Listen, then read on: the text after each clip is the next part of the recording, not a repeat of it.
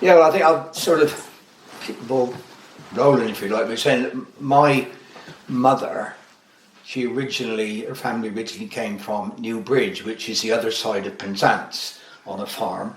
And they moved here, my grandparents, and my mum was one of three children. They moved here when my mum was 2 years old, in about 1920, and they moved to Trinance Farm, which is what is now what we call the chocolate factory or whatever it is. And they moved there as a family of five, as I said, from Newbridge. And I think the thing I always think about is, in those days, obviously they had some livestock, and to move them from Newbridge to Mullion, they came by road. They walked them to Mullion.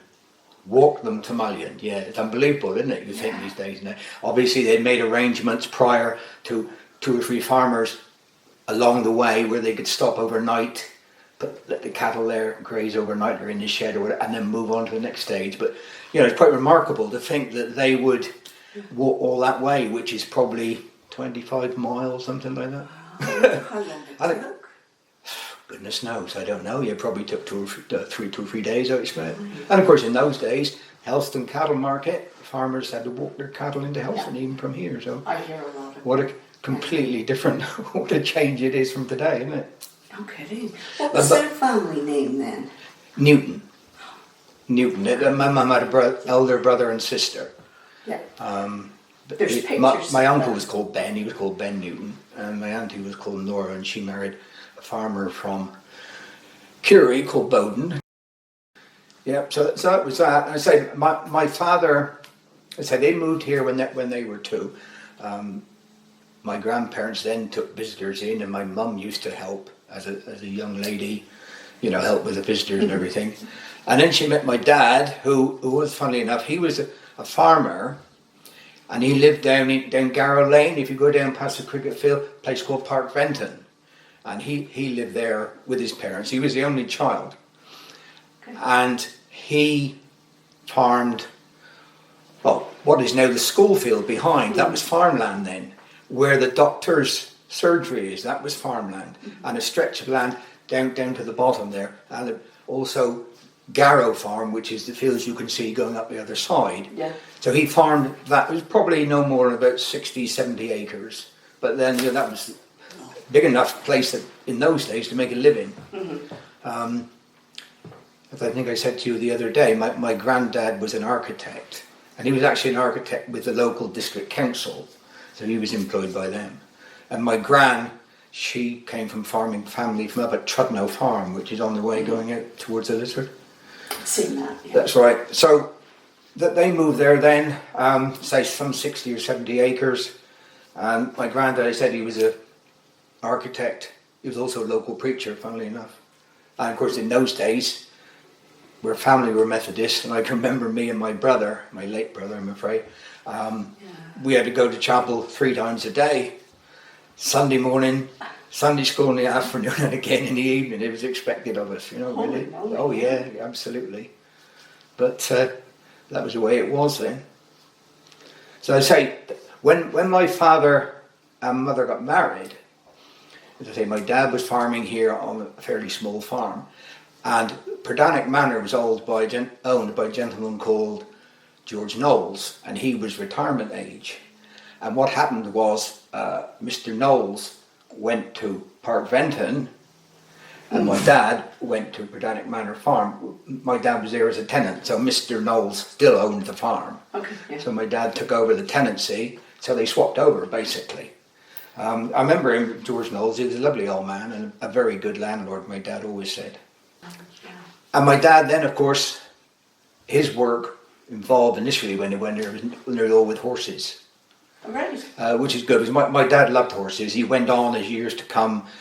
He used to have shire horses, and he would show them at local shows and everything. And he would, in later years, he would judge, the heavy horses. Horses was his life, really. And of course, working with a horse, did everything with a horse. Ploughing, for instance. Mm-hmm. I remember him saying, if in a very good day, he could plough an acre a day. Which is, quite a bit. Yeah. It's a single furrow plough behind the tractor, behind the horse. Whereas now, I suppose, the big tractors and ploughs, they can probably do 3 acres an hour, I expect. Wow. You know, a difference. Absolutely. Wow. You know, so, but yeah, an acre a day ploughing was a good day's work, he said. And of course, use them for harvesting as well, pulling the binder to cut the corn. They would use them to bring materials off Poldew Beach, sand or shingle, if they wanted to use it on the farm or anything. And I say, my dad was never, ever, when tractors became more, I can remember when I was younger, my dad never looked comfortable on a tractor. Really? No. He loved his horse, he worked with horses and he loved it. My dad sitting on a tractor just didn't look right. He was never comfortable, using a tractor for some reason. And also, of course, in those days, my mum took in visitors in the summer, dinner, bed and breakfast. So what year did they get married? Are we talking 50s? They would have got married, I'm just trying to think. Yes, I would say late 30s, early 40s. So tractors were pretty common then. Well, they were by that time, they were starting to come to their fore then, but prior to that, my dad getting married and everything, he used to work a lot with horses. And initially when he went to Berdanich, until the tractors came in, yeah. But, what was I going to say? The manor house, lovely to get out, 6 bedrooms. My mum used to do dinner, bed and breakfast for the visitors. Could take up to 18 guests at one time, which was quite a bit. It was hard work for her, but I remember in the summer she used to get up at 5:30 every morning, prepare the breakfast, bake the bread and everything, all done by herself, and she had helpers as well come in. So she worked really hard in the summer. We as a family, I said, my brother and I, and unfortunately my brother died when he was 42, but then in those days when we were young, during the height of the summer, we had 3 chalets out the back, or huts as we call them then. My mum and dad would sleep in one, my brother and I would sleep in the other, and we also had a farm labourer called Reggie Saul, who was with the family for many, many years. He never got married, he was a single man, and he lived in another small hut in the summer. So we were all outside, and the visitors took over the farmhouse. But in those days, we used to sleep outside, in the huts. And if we would go away for a family for a day or went away somewhere, our farmhouse was never locked. Would never lock it, and wouldn't think about anybody breaking in. I mean, you wouldn't dare do it now. You wouldn't go anywhere now without locking your door, would you? But in those days, you never thought about it. I remember my dad used to say to one of the workmen, Gordon Kemp, who was another loyal worker for my dad, if we were going to go away for a day or two, he would say, look, if you want to go in and use the phone for any reason, go in and use it and carry on. Never thought anything about it, but things have changed, isn't it? It really is. But yeah, I say I can remember my mum every morning, probably about 8 o'clock in the morning, because we had no running hot water or anything like that. She used to take a big basin with a jug of hot water, and take it around to each of the bedrooms so they could have a wash, Really? Yeah. Because never had running water then in those times. So yeah, but they worked very, very hard, and many families returned year after year. I can remember 4 families. I can remember their names. They were Baileys. They were the Fords.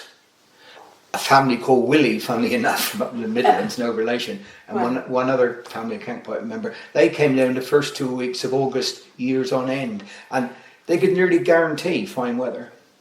The seasons then, we don't get the seasons now that we had then. Yeah. But and they became really good friends of the family. And they came from all over the UK? Came from all over the place originally, but they all linked up and made friends down there and met up years later. So they deliberately come at the same time? Yes, they would. Yes, they would. Yeah, they would deliberately do that, really. Yeah.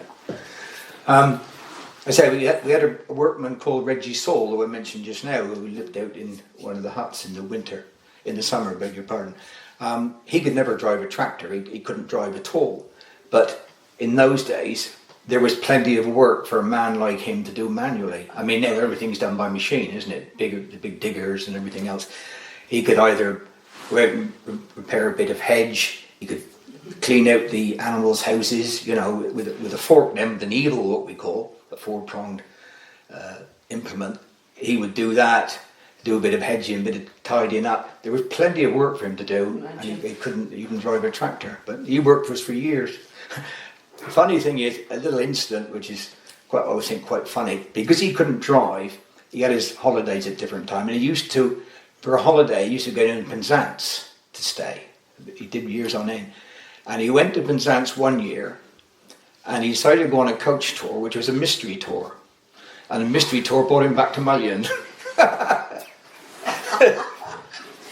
funny. Yeah, brought him back to Mullion. That was his mystery tour.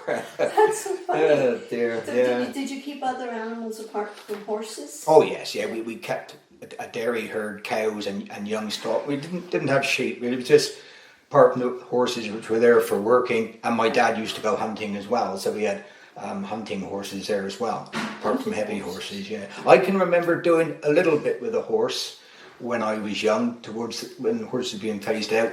And the horse used to pull a cart when we were cutting broccoli, or cauliflower as people know. Cornish people call it a broccoli. Okay. And the horse was called Trudno, because that was the name of the farm my gran originated from. He would be in the cart, and there would be 3 or 4 of us that were cutting the broccoli and throwing them into the cart behind.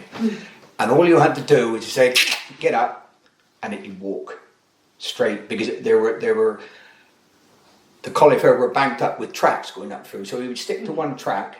Nobody would lead him to get up, and he'd walk on, and he'd whoa, and he'd stop, just by a voice command. No, really. Amazing. Yeah. The funny thing was, horses have a habit. When they know they're going home, they go quicker than when they're going away. So when we got to the end of the field and turned around towards coming back to the farmhouse again, he would walk a lot quicker. His job to keep up. But it was I can't remember doing that with a horse. So you grew cauliflowers? Yes, we did. Yeah, we did that. We grew those. We grew potatoes, and of course the livestock. Then the cows. I probably had a herd of about 30, I suppose. I can't really remember, which was quite big at the time. Yeah. And we had a long cow shed, which there were stalls, and cows would go in to be milked, obviously twice a day. And they would stay in the winter. They would stay in overnight, and obviously the cow's house had to be cleaned out every day, manual work. And then when they were in at winter, we used to call it was a term down here for those days, tending up. You had to go out last thing before you go to bed and give the cows some hay or something to keep them overnight. So that was a chore that had to be done every night, before you went to bed. Just go and feed them, whatever. But it's amazing that the cows in this cow shed, it was quite a long building, 26 stalls. Once the cows started coming in there, they would go to the same stall all the time. It's amazing, isn't it, really? They'd go into the door, go left or right, and they would go exactly where they should do, because that was the stall they got used to. Yeah, they're very intelligent, really, isn't it, if you think about it? Yeah, it is. But, so times were very different then. Did you milk them by hand or machine?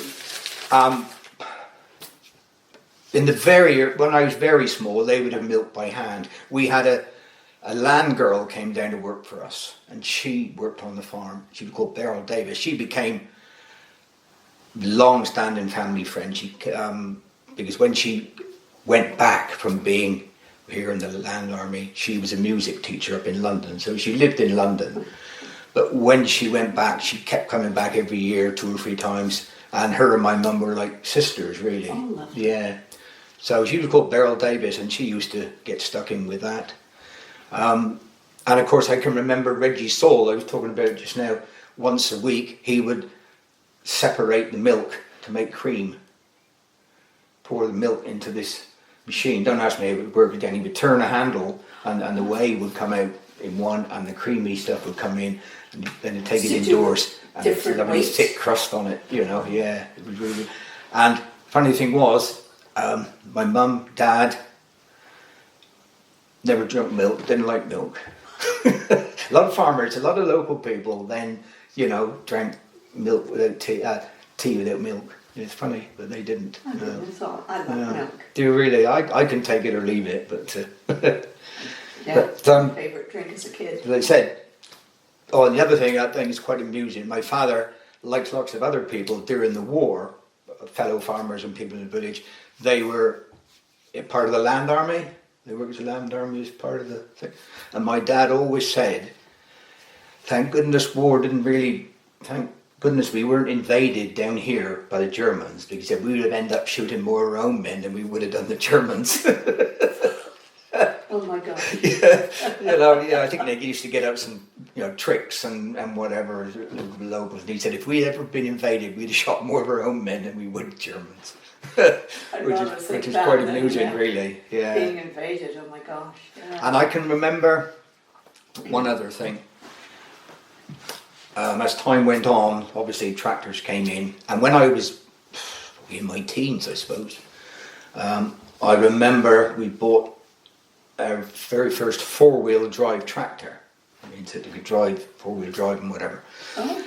And that then cost a lot of money, £6,000. And I can remember my dad saying that when, not long after they moved into Burdanic Manor, Mr. Knowles offered him the farm for £6,000, and he couldn't afford it. And that was, Burdanic Manor was about 160 acres of arable land, if you like, land that we could work. And also included in that was all the croft land, the downs land that runs from Burdanic down to Mullion Cove. Right. All that was part of Burdanic Manor at one stage. Yeah. And he was offered the farm for £6,000, and he couldn't afford it. There was a lot of money in those days, of course. Yes, no kidding. Yeah, and they said that Especially all those years price later, of a he tractor. bought his tractor for that very money, and that always stuck in my mind, really. Yeah, but we had lovely times as kids down there. Going to school, I got old enough, used to cycle to school here in Mullion. Cycle. And Down then that hill, up that hill. well, we used to push your bikes up the hill, a bit steep for that. That was a But, great hill. Yeah, I mean, and then when I went on to secondary school, a bit later, I used to cycle up to Trnance, put it in my uncle's garage down there and catch the bus and Right. all that sort of thing. Yeah, but no, I think that's about it, really. I mean, I'm just talking about how things were different in those days as opposed to now. But And which school did you go to then? went to Mullion here, obviously where the post office is now. Right, yes. And then I went into secondary school in Helston because I wasn't clever enough to pass the 11 plus. And my brother John, he actually got into grammar school. I can remember, I know it's saying I'm blowing my trumpet, I'm not, but I can remember when I took my 11 plus, they expected that I would get in easily because I did quite well at school, especially on maths and English, things like that. And the headmaster, called Mr. Hall at the time, he was flabbergasted that I didn't get in. I suppose in an exam situation, I probably, Nerves. probably, yeah. And it was interesting. He actually, I can remember him saying it to my parents, he actually took my books up to County Hall to show them the work that I'd been doing and said, look, but they still couldn't get me in. Not that, I still had a good education, I enjoyed school. Did no you matter where I went. want to do anything academic, or did you want to No, farm? that never came into it really. In those days, Yeah. it was automatic that, children and generations would follow on and carry the farm. I think probably in latter years, a lot of farmers would say to their family youngsters, look, go and see if we can get a job somewhere else. So that they would encourage them there. They never used to. Yeah. It was expected that you would come home. I mean, I left school when I was 14 because my birthday wasn't 9th of September. So if I'd been born a couple of weeks later, I've had to have done another year. So I actually left when I was 14. I used to drive vehicles, of course. I can remember my birthday's on September the 9th, and I passed my driving test on the 21st of the same month because I'd been driving around the farm. Makes a difference. Up the road when my dad wasn't looking.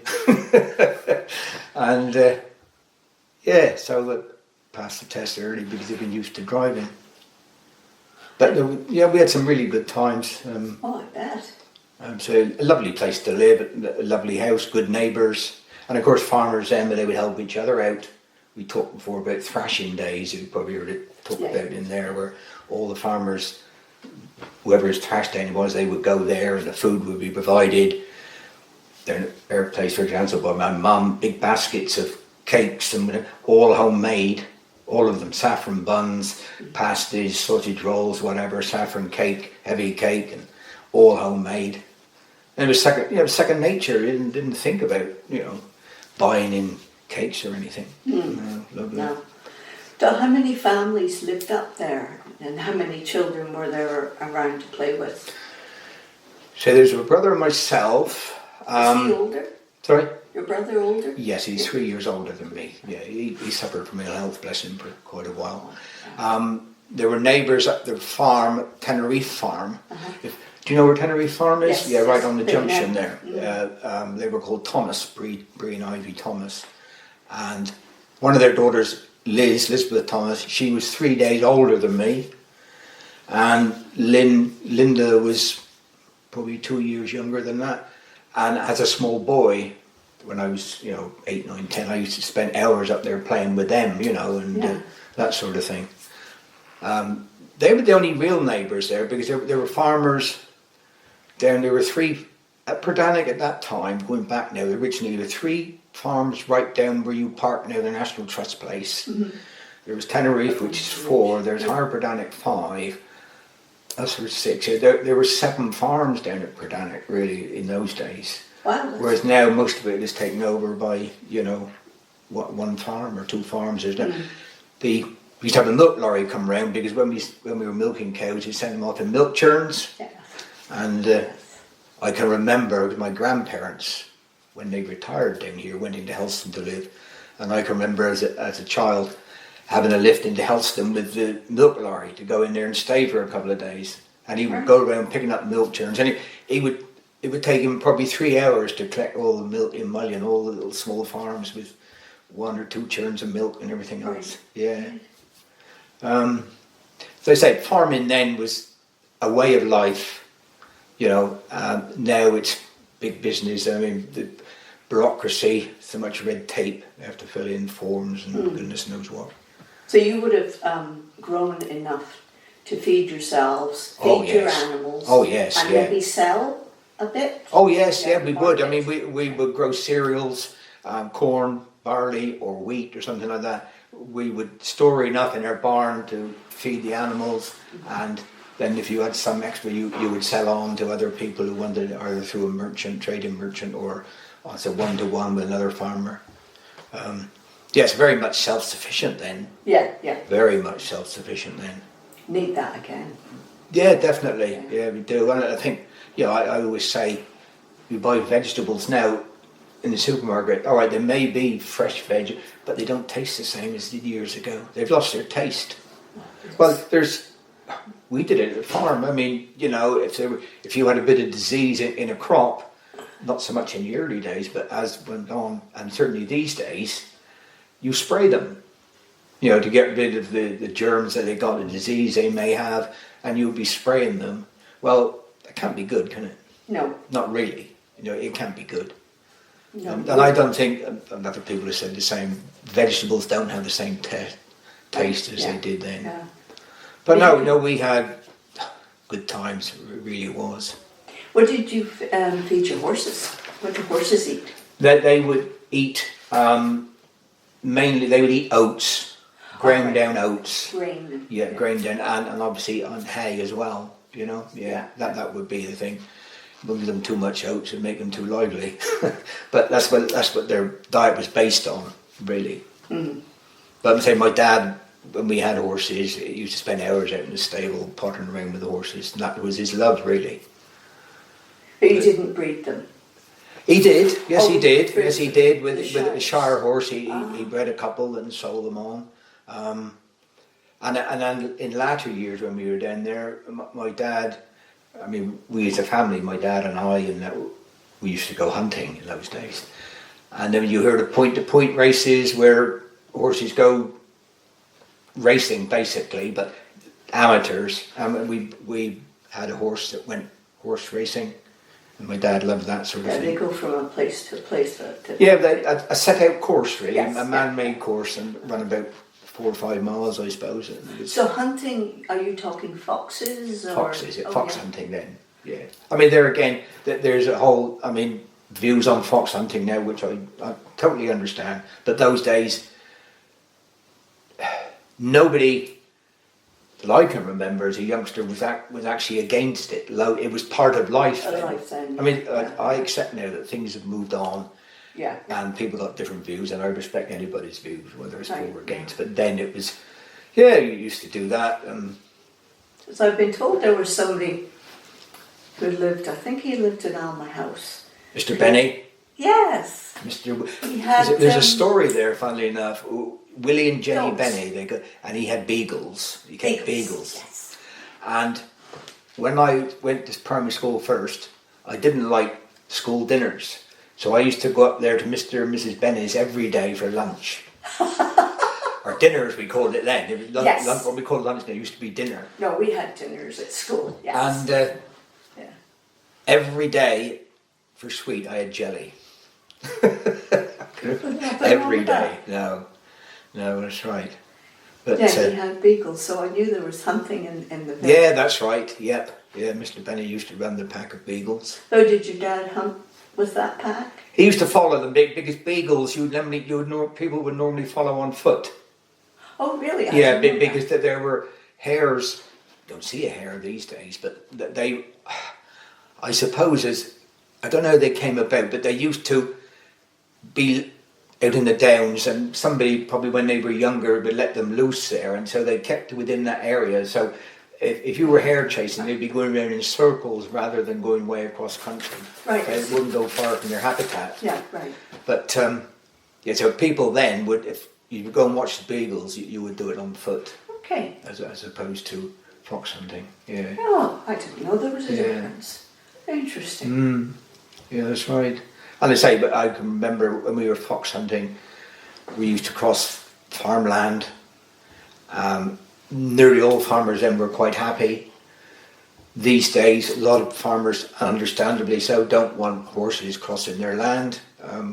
I understand that as well. Do But- some damage, I imagine? Well, they can do, yeah, especially if it's damp, and Wet, and yeah. you'll always get some footless ones who, instead of going around the perimeter of the field and keep into the ditches, if you like, they would gallop across the middle of the field and just Right. make There's it an bad for etiquette everybody to else. it then. Absolutely, I yeah. didn't know that. But if they went out hunting and they went across some land, in those days, my dad and some other followers, they would go back and say, look, we've been across, we jumped the hedge there, we've torn a bit of it down by doing, they'd go back and repair it. They would make sure that if they'd been across somebody's land, that they would go back and repair any bits of hedge they may have damaged or something while crossing the land, which is where it should be. Good to see. Yeah. Yeah. So obviously you learned to ride. Yes, yeah. And your brother too? You No, learned- my brother was not a horseman at all. Oh. He didn't ride horses at all.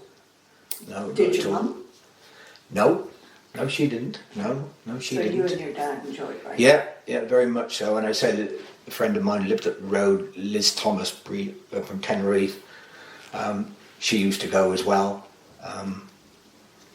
Yes. What else can I say? Can't think of anything. Any questions you want to ask him? I do. Go on. Is there a ghost on Ghost? I don't think so. But then I suppose there were some people say I've got no reason to believe so. I was told a funny story by, I think it was Liz Thomas, who I said lived up at Tenerife, and their gran lived there with them, and her gran lived there from when she was a child, so we're going back years and years now. And the story that they said to me was that she was riding in a car coming from Mullion towards Perdanic one day. Their gran was sitting in the back, and somebody was, I don't know who was driving, no idea. But as they went down the hill to the fort, starting up by the side, she said, "Go still." What she meant was, don't go too fast, go still. And, and somebody says that's how it started. I don't know. Is that Because she said go still as opposed to don't go too fast. Go still. So this is called Ghost Hill. But I think that's just a tale. But no, I've no reason to believe there's a ghost there. None whatsoever. what a pity. A ghost Yes, it is. Yeah, would be interesting. Yeah, it would be. It would be. Yeah. But, Is Jollytown part of Perdanic? no, it's not. No, that's separate. That's completely separate. Yeah. Different area. I wondered that's just right. sort of how far it went. Yeah, that's more. Well, you have to go up the Lizard Road and go into Jollytown that way, in across the airfield. Yeah, right. Yes. But funnily enough, when I came out the farm in 1986, 1986 I came out the farm. After a while, Jan and I, we took a walk from Mullion Cove right around to Kynance in the Lizard. And we went around the headland where Perdanic Manor is. Yeah. And I said, I've never walked this before. I'd never walked around that headland until after I left the farm. Yeah. But you probably knew every other nook and cranny. Oh yeah, did. Oh, Yeah. did you go down to the cove from the farm? Yes. Yeah. Yeah. Walking it, of course. Yeah, We could do. Yeah, we could walk from the farm to Cove in about 20 minutes, I suppose. Yeah, through the cropland there. Yeah. But not around the headland. It's beautiful. Yeah. Oh, it's a lovely, beautiful walk, yeah. But I suppose, when you're there working, you don't have time for that sort of thing. Not really, and you just... It's very easy to take things for granted, isn't it? If you grow up somewhere and people come to, isn't that lovely? And you look and think, well, yeah, it is actually. But because you've lived in that environment, you tend not to notice it. But, So no. where did Jan come from and how did you meet Jan? Jan came from Hertfordshire. Oh, really? Yep. She moved down here. She had... Jonathan was 6-7 months old when Jan's husband, Arthur, he got crushed at work by a milk float. He got crushed against a wall and killed him. Oh. When Jonathan, the youngest, was only, 6-7 months old. And Jan and her family had been coming down here fairly regularly to holiday down at Gawallow. And she wanted to make a fresh start. And she came down here with her parents and the boys. They lived, when they came down here, they went into Four Winds. You know where Four Winds is? You go out of Mullion towards the Lizard on the left-hand side.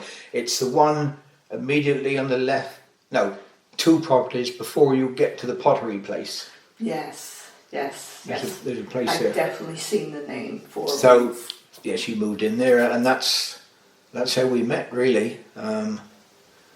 My marriage sort of fell apart, if you like. Oh. And that's how we That's got together, really. Yeah. Were you married to a local girl? Or? No, not a, she lived locally. She lived over at near Monacan, a place called Trewidden over Monacan. Oh, okay. Right, from the area. Yeah. So I don't know at what stage she moved down to Cornwall, I can't quite remember. But she'd been living in Cornwall for quite some years when we got together. Right. But no, so that was that. And then, as I Married said, Jan, you had two little boys? But people said I was brave or bloody mad, I think, because he had four boys. 4 boys? Yeah. And Jan had 4 or you had? Yeah, Jan had 4, yeah. I had a daughter from my previous marriage. Okay.